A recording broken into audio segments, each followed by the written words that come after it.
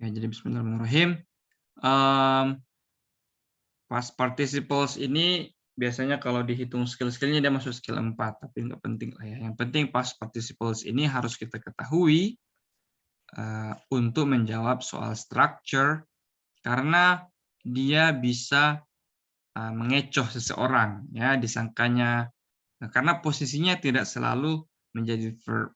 Ya, untuk lebih jelasnya, kita lihat dulu apa yang disebut sebagai past participles itu. Ya, a past participles often ends in ed, ya, verb yang diakhiri dengan ed gitu ya. But there are also many irregular past participles. Tapi ada juga yang irregular. Irregular itu berarti tidak beraturan, gitu. Nggak pakai ed. Misalnya eat menjadi ate, eaten, eat, ate, eaten misalnya. Bahkan ada yang sama terus ya, run, run, run misalnya. Nah, for many verbs, tapi mayoritas kata kerja itu including ed verbs, the simple past and the past participles are the same and can be easily confused. Ya, jadi ada yang sama yang saya bilang tadi itu ya, dan bisa membuat orang bingung. Tapi yang paling penting di sini adalah ini, dalam konteks pembelajaran kita adalah ini ya, bahwa the ed form of the verb can be, ya, jadi past participles itu bisa satu, the simple past. Ya, kalau dia jadi simple past, berarti dia verb, dia layak menjadi verb. Atau the past participles of a verb. Ya, dia berarti bentuk ketiga dari sebuah verb. Nah, masih tetap verb. Nah, yang mengecoh itu ketika dia menjadi adjektif. Ketika dia sudah menjadi adjektif. Ketika dia digunakan bukan sebagai penjelas, bukan sebagai penjelas ya dari apa yang sedang dikerjakan atau apa yang sedang terjadi pada subjek, tapi dia semata-mata sebagai keterangan tambahan saja. Nah, ini yang disertai contoh ya. Jadi tadi dikatakan bahwa past participle itu bisa menjadi apa saja. Bisa menjadi one, simple past. Simple past itu yang sebuah kalimat yang mengindikasikan sebuah pekerjaan dilakukan di masa lalu dan ya berakhir di masa lalu gitu ya, jadi kenangan saja sekarang. Misalnya she painted the picture, ya, she painted the picture. Nah, di sini painted yang dimaksud di sini adalah ini ya, painted. Nah, di sini dia menjadi simple past. Tapi yang paling penting adalah bahwa dia tetap dihitung sebagai verb. Jadi kalimat ini subjeknya adalah she, verbnya adalah painted, ya gitu ya. Nah, berarti masih verb lah, gitu ya.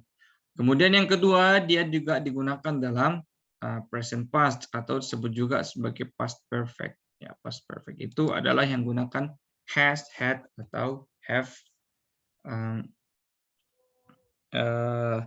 Contohnya ini nih. Ini digunakan untuk menggambarkan sebuah kejadian yang berlangsung pada masa lalu dan sampai sekarang masih berefek gitu ya.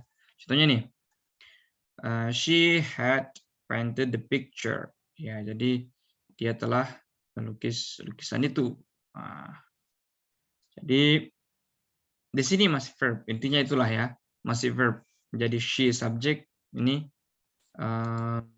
painted masih dihitung verb. Nah, yang kemudian bentuk berikutnya adalah passive voice. Passive voice itu kalimat pasif gitu ya. Ini masih verb juga ya. The picture was painted by Karen. Nah, the picture dia ini jadi naibul fa'il ya kalau bahasa Arabnya, was painted by Karen. Nah, di sini masih ada verb gitu ya, dan verbnya masih nyambung dengan painted itu. Jadi kita masih tidak akan salah sangka. Ya, kita masih tetap nyari subjeknya. Ya, inti kalimatnya kan the picture di sini. Nah, yang mengecoh itu adalah kalau dalam konteks nomor 4 ini, ya, the past participle works as an adjective. Ya, ketika past participle itu malah menjadi adjektif. Adjektif itu adalah keterangan tambahan bagi sebuah kata benda biasanya, kata benda ya. Misalnya ini, the picture painted looks wonderful. Nah, ini subjeknya mana? Subjeknya jelas the picture ya. Tapi kemudian ada painted dan ada looks di sini. Lalu kita nanti bingung ini dua verb dong. Yang mana yang benar di sini dan artinya apaan gitu ya. Gambar yang telah dilukis terlihat bagus. Ada dua verb di sini. Sekilas. Nah, tapi di sini past participle ini yaitu painted, paint tambah ed, painted itu berfungsi di sini sebagai adjektif saja. Maka kalau kita artikan dalam bahasa Indonesia ini sebenarnya bahasa Indonesianya the picture, gambar, painted, yang dilukis itu, ya berarti jadi yang. Itu, nah itunya di sini. Itu kan biasanya kalau dalam bahasa Indonesia menggambarkan peralihan dari subjek ke predikat ya. Nah, looks wonderful, terlihat bagus. Nah, berarti kenapa ada S-nya? Karena apa namanya? Subjeknya adalah ketiga tunggal gitu ya.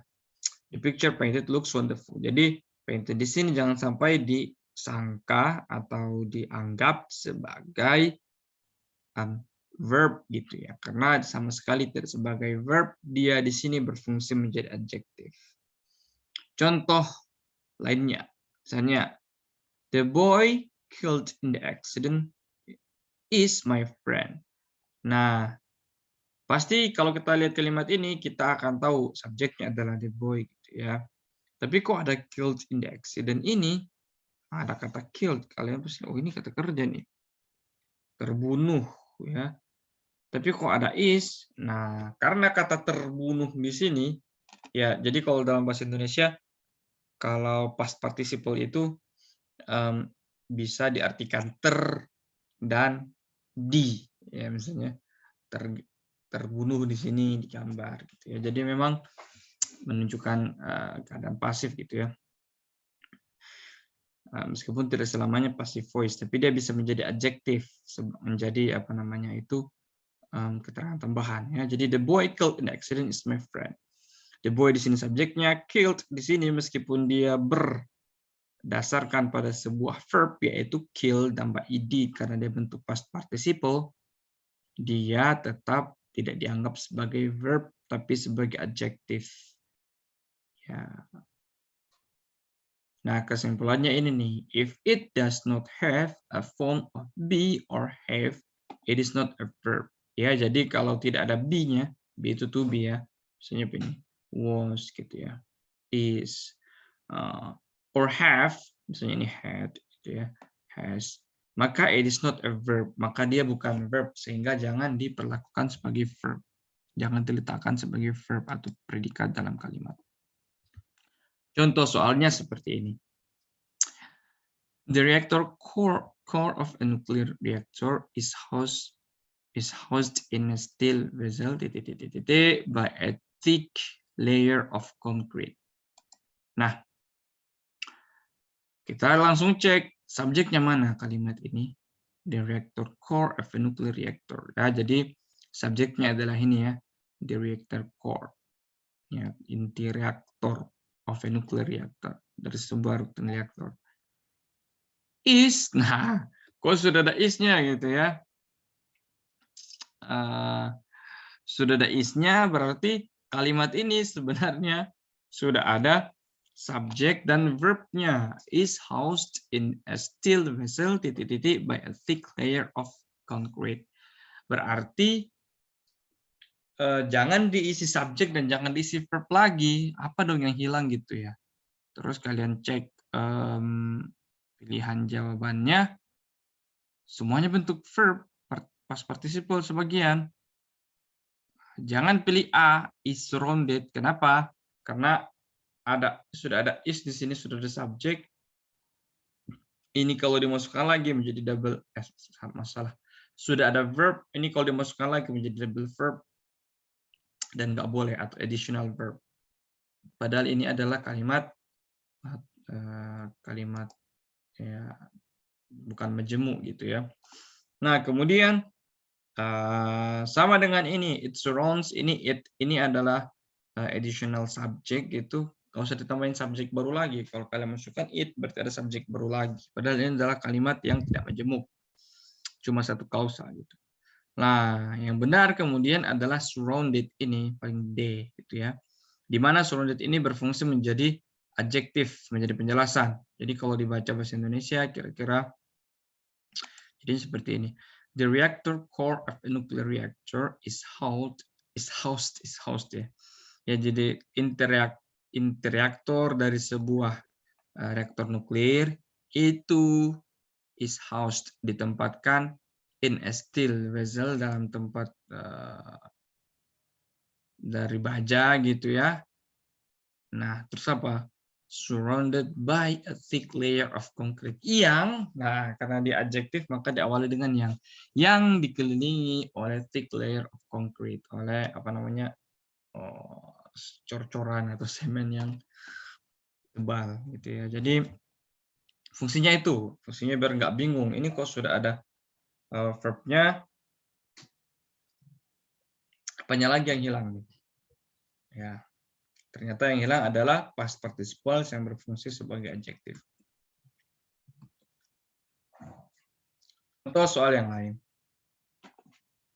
The tea plant, an evergreen shrub prune to 3 to 5 feet high, mild semi-tropical climate in which to grow. Nah, cek nih, ada subjeknya nggak? Ada gitu ya, yaitu the tea plant ya, tanaman teh. Nah, ada apa namanya, tanda koma nih antara dua koma, ini namanya apposition. Nanti kita bahas dalam gini kalau ada kesempatan. An evergreen shrub prune to 3 to 5 feet high.